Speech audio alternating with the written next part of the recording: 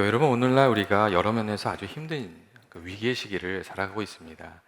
코로나 바이러스로 인해서 이 질병의 위기가 있고, 또 경제적인 위기가 있고, 또 세상의 한편에서는 전쟁의 위기가 또 있고, 또 치열한 경쟁 사회 속에서 우리 많은 이들이 내면의 위기를 겪으면서 이렇게 살아가고 있습니다. 그렇기 때문에 정서적으로 또 이렇게 어려움을 당하고 있는 그런 사람들이 참 많습니다. 슬럼프에 빠져 있는 이들도 있고, 또 우울증에 빠져서 어려움을 당하는 이들도 우리 주변에 많이 있습니다. 이 하버드대 의대는 인류의 생존을 위협하는 질병 가운데 하나로 여러분 우울증을 꼽았고, 2020년에는 세계보건기구에서 우울증이 모든 연령에서 나오는 질병 중에서 1등이라고 그렇게 이야기를 했습니다. 10대건, 20대건, 30대건, 50대건, 60대건 상관없이 우울증을 이렇게 앓고 있는 애들이 여기저기서 막 나타난다는 그런 이야기입니다. 여러분, 그래서 그런 이야기도 있잖아요. 유치원에 다니는 아이한테 아버지가 이렇게 딱 보면서, 야, 너는 진짜 참 걱정도 없고 행복하겠다. 그랬더니 그 애가 아버지한테, 모르는 소리 하지 마세요. 나도 스트레스가 많아요. 그렇게 얘기했다는 이야기가 있잖아요. 어떤 분들은, 예수 믿는 사람들은 우울증을 안 걸린다고 그렇게 믿는 사람들도 있습니다. 여러분, 하지만 우울증은 누구에게나 찾아올 수 있는 그런 것입니다. 그리고 우리가 성경이나 기독교 역사를 살펴보면 사실은 정말 귀한 믿음의 사람들이 우울증과 같은 그 시간을, 어려운 시간을 이렇게 지나갔던 것들, 겪었던 것들을 우리가 알 수가 있습니다. 욥도 그렇고 모세도 그렇고 예레미야나 바울도 아주 심각할 정도의 그 우울증을 겪었던 그 시간이 있었습니다. 사도 바울의 경우는 그래서 살 소망이 끊어질 것 같은 때가 있었다고 그렇게 이야기를 해주기도 합니다. 그리고 오늘 성경에 나오는 말씀을 보면 정말 선지자 엘리야도 우울증에 빠졌던 시간이 있었던 것을 우리가 알 수 있습니다. 여러분, 엘리야는 어떤 사람입니까? 이 엘리야는 이스라엘 역사상 가장 위대한 선지자, 아주 귀한 사람이었죠. 하나님의 능력으로 엄청난 일을 했던 그런 사람이었습니다. 그런데 이스라엘의 왕비인 이세벨이 이 엘리야를 아주 지독하게 미워했고, 이 엘리야가 갈멜산에서 그 제단 위에 불이 내려오는 아주 그 놀라운 기적의 사건으로 이 바알과 아세라 우상을 섬기는 제자들을 다 죽이고 나니까 이 왕비 이세벨이 막 분노를 뿜어내면서 내가 어떻게든 이 엘리야를 죽이겠다고 사람을 먹이고 위협하고 그렇게 했습니다. 그 결과 엘리야가 생명의 위기를 느끼면서 도망을 치게 됐고, 극심한 스트레스와 두려움에 사로잡혀서 로뎀 나무 아래에 쓰러져서 하나님한테 자기 생명을 좀 거두어 달라고 막 탄식하는 그런 상황에 처하게 되었습니다. 여러분, 위대한 하나님의 사람이었던 엘리야가 왜 이렇게 된 겁니까? 그가 그렇게 된 이유는 그가 육체적으로 아주 지쳤기 때문이었고, 감정적으로는 두려움에 완전히 사로잡혔기 때문이었습니다. 이 목숨을 위협받는 상황 속에서 이 정말 생명을 잃을 수도 모른다는 두려움, 그리고 이세벨에 대한 적개심과 분노, 그리고 나만 홀라 남았다는 그 외로움, 이런 감정들이 뒤범벅이 돼가지고 아무것도 할 수 없는 그런 상황에 처하게 되었다는 겁니다. 여러분, 우리들도 비슷한 상황을 겪을 때가 있지 않습니까? 정말 몸이 피곤하고 지치고 또 감정적으로 어려움을 당하게 되면 우리가 부정적인 생각을 하게 됩니다. 그리고 부정적인 생각을 이렇게 우리들의 생각이 부정적으로 흐르기 시작하면 반드시 슬럼프에 빠지게 되고, 조그만 어려운 일이 찾아와도 절망하고 낙심하고, 여러분, 그렇게 됩니다. 이 사람의 마음이 우리가 품고 있는 생각에 따라서 움직일 때가 많습니다. 내가 겪고 있는 일을 어떻게 이해하고 해석하느냐에 따라서 내 감정이 바뀌는 겁니다.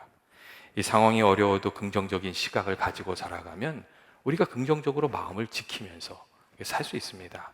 반대로 부정적인 시각이 나를 사로잡게 되면 작은 일에도 낙심하고 좌절하게 되고 그렇게 살아가게 됩니다. 특별히 슬럼프에 빠지거나 우울한 감정에 사로잡힌 이들이 흔히 저지르는 실수는 객관적인 사실보다 자기 감정에 빠져드는 겁니다. 이 자기에게 찾아온 고난이나 슬픔이나 아픔을 과장하게 되면서 거기에 완전히 몰입하게 되는 것, 그런 실수가 있습니다. 근데 엘리야도 그런 모습을 보여주었습니다. 지치고 또 피곤한 상황에서 감정까지 바닥을 치게 되니까 그냥 다 끝났고 이제는 그냥 죽고 싶다, 그런 마음을 가지게 되었습니다. 이 객관적인 사실이 아니라 감정에 휘둘리게 되면 우리가 그런 실수를 하게 될 수 있습니다. 여러분, 감정이 우리들한테 가끔 거짓말을 하잖아요. 이 대표적인 예가 그런 거거든요. 우리가 어떤 일을 한 가지 잘못하게 되고 거기서 실패하게 되면 모든 일에 우리가 실패한 것처럼 느껴지는 그런 때가 있습니다. 그런데 사실 우리가 다 사람이 완벽합니까? 다 부족한 점이 있고 무엇인가 실수할 수도 있고 잘할 수도 있고 그렇지 않습니까? 그런데 감정은 꼭 그런 겁니다. 뭐 하나가 잘못되면 마치 인생이 심판 것처럼 그렇게 우리들한테 거짓말을 합니다. 근데 그 감정에 휩쓸리게 되면 우리가 그것을 또 믿게 됩니다. 그렇기 때문에 성경은 감정을 따르지 말고 하나님의 말씀을 따르고 진리의 귀를 기울이면서 살아가라고 그렇게 말씀해 주고 있습니다. 이 더 이상 용서받을 수 없을 것 같다는 그 감정의 말에 흔들리지 말고 누구든지 회개하면 하나님께서 용서해 주시고 도와주신다는 그 약속의 말씀을 붙들면서 살아야 된다고. 우리는 상황을 따라 사는 게 아니라 주의 말씀을 따라서 살아가는 사람들이라고 이게 성경이 말해주고 있습니다. 또한 엘리야가 우울증에 빠지게 된 이유는 그가 이 다른 사람들의 상황과 비교하면서 자기 자신의 상황을 소망이 없는 아주 비극적인 상황으로 이게 규정했기 때문에 그렇습니다. 엘리야는 자신들의 상황을 이 조상들의 다른 사람들의 상황과 비교하면서 내 상황이 최악이라고 그렇게 규정을 했습니다. 그리고 내 생명을 거두어 달라고 그렇게 결론을 내렸습니다. 여러분, 근데 엘리야의 상황이 정말 최악이었습니까? 성경을 보면 믿음의 사람들이 엘리야보다 훨씬 어려웠던 정말 생명의 위기를 겪었던 그런 상황들이 여러 군데가 있습니다. 그런데 엘리야는 그들과 비교하면서 자기가 제일 어렵다고 그렇게 얘기했다는 겁니다. 여러분, 때때로 사람들 중에는 내가 저 사람처럼 되면 행복할 것 같고 아무 근심 걱정 없을 것 같고 이게 그렇게 생각하는 그런 사람들이 있습니다. 여러분, 근데 정말 그렇습니까? 일단은 내가 그 사람이 될 수가 없습니다.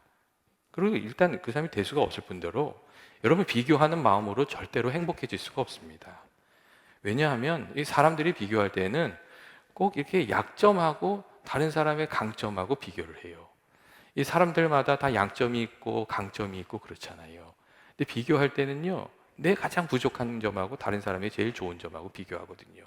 그러니까 행복해질 수가 없는 거예요. 예를 들면 그런 거죠. 우리 애들한테 이렇게 얘기하는 거예요.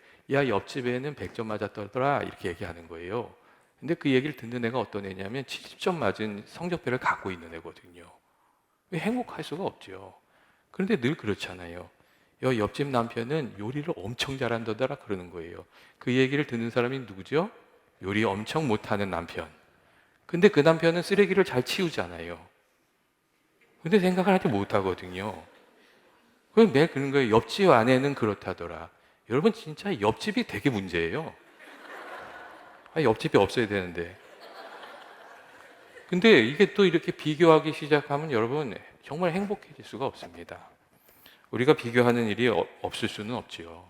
비교하면서 무엇이 옳은지 무엇이 좋은지 판단하면서 살아야 되지요. 하지만 다른 사람과 비교하는 인생은 피곤하고 자기 자신을 괴롭히고 또 다른 사람을 괴롭히는 여러분 그런 삶을 살아가게 됩니다. 여러분, 우리가 비교해서 우울해지는 그런 실수를 그런 선택을 하지 말아야 됩니다. 왜냐하면 하나님께서 우리에게 주신 사명이 있고 우리에게 기대하시는 바가 다 다르기 때문에 그렇습니다. 우리들이 각자 살아가는 삶이 다 다르지 않습니까? 그 안에서 이루어야 할 하나님의 뜻이 또 다 다릅니다. 우리가 다른 사람이 되는 게 하나님의 뜻이 아니거든요. 그렇다면 비교하면서 우리가 하나님의 뜻을 이룰 수도 없고 행복해질 수도 없고 여러분 그렇습니다. 한 가지 더 엘리야가 큰 좌절감에 빠진 이유는 하나님을 향한 믿음을 잃어버리고 이 부정적인 상황을 그가 극대화했기 때문에 그렇습니다. 과장했기 때문에 그렇습니다. 우리들도 어려움이 닿으면 그렇게 하잖아요. 말도 행동도 이게 안 좋은 일을 막 과장하거든요. 근데 광야로 도망간 엘리야가 그렇게 했어요. 나만 남았다고. 아무도 안 남았다고. 그리고 모든 사람이 나를 미워한다고. 이스라엘 백성들이 다 미워한다고 뭐 그런 식으로 표현해요. 그들이 선지자들 다 죽이고 나만 남았다고 그렇게 얘기하거든요.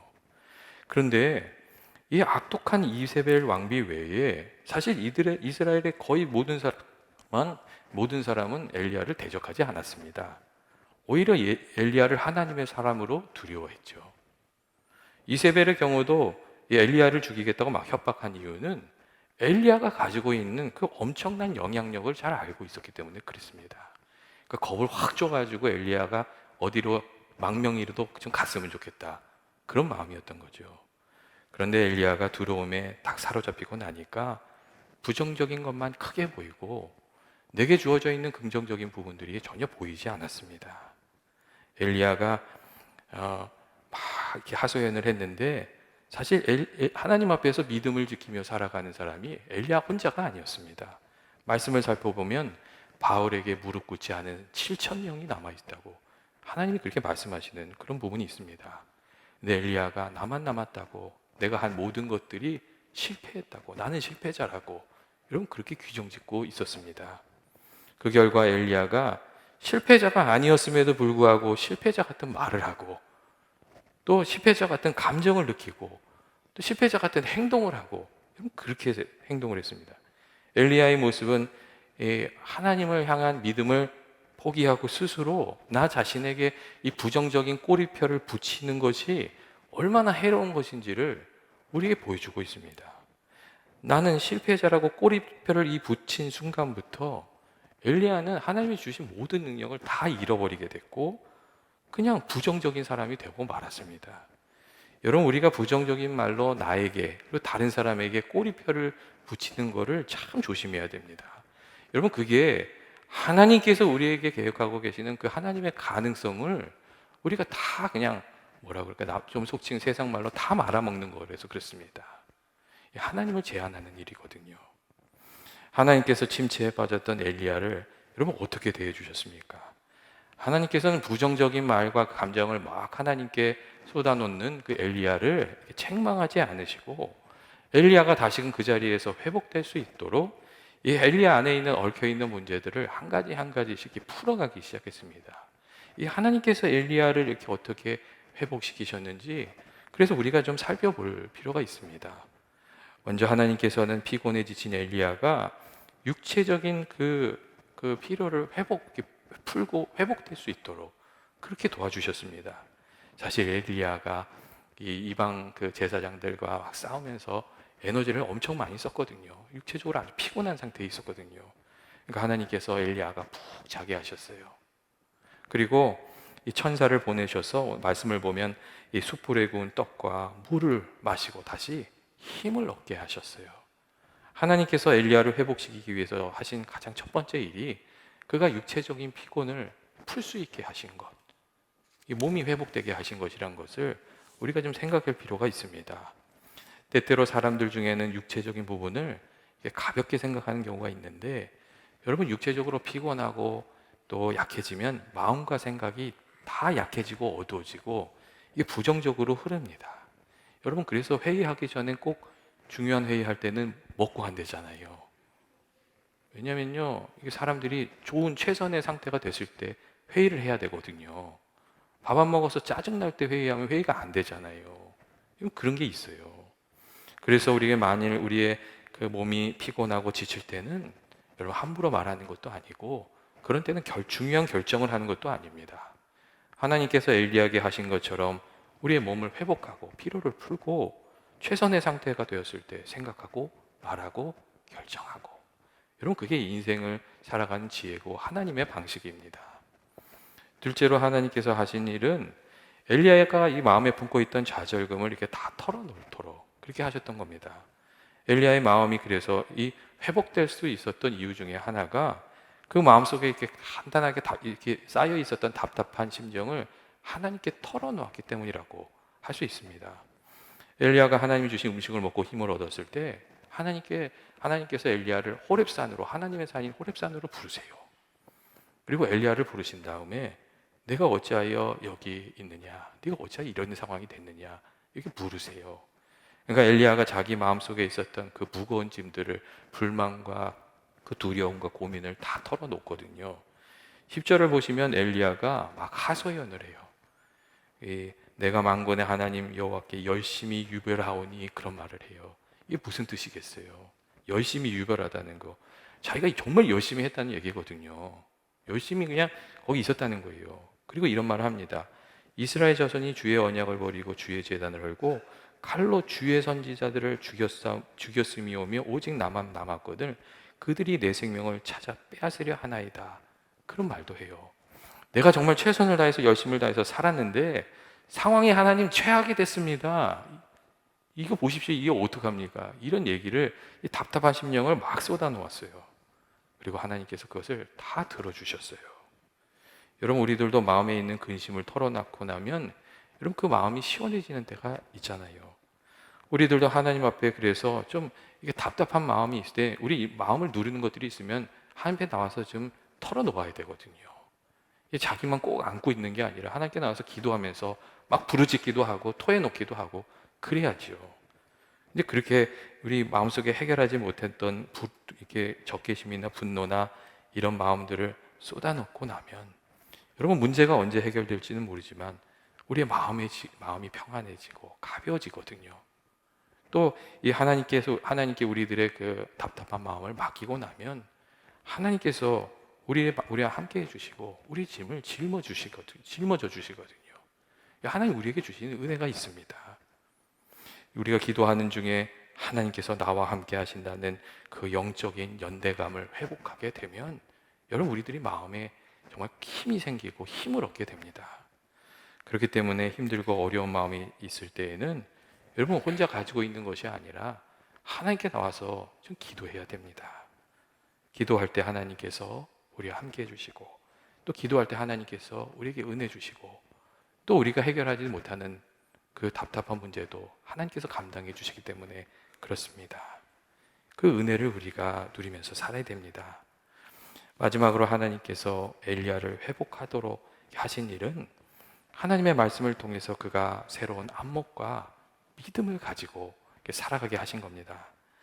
엘리야는 이세벨의 협박을 듣고 생명의 위협을 느끼자 더 이상 소망이 없고 현실을 바꿀 수 있는 방법이 없다고 그렇게 생각을 했습니다. 그런데 하나님의 산 호렙에서 하나님을 만났을 때 하나님께서는 다 끝난 것이 아니라고, 여전히 하나님께는 남아있는 방법이 있다고, 그렇게 하나님께는 길이 있다고 그렇게 말씀하셨습니다. 하나님께서는 엘리야에게 다메섹으로 가서 하사엘에게 기름을 부어 왕으로 삼으라고 하시고 님시의 아들 예후에게 기름을 부어 이스라엘 왕이 되게 하시고 엘리사에게 기름을 부어 선지자로 세우라고 그렇게 말씀하셨습니다. 그리고 하사엘의 칼을 피하는 자는 예후가 죽일 것이요 예후의 칼을 피하는 자는 엘리야가 해결할 것이라고, 죽일 것이라고 그렇게 말씀하셨습니다. 하나님께는 아직도 3가지나 방법이 더 있다고, 이게 다 끝난 게 아니라 하나님께는 길이 있다고 그렇게 말씀하셨던 겁니다.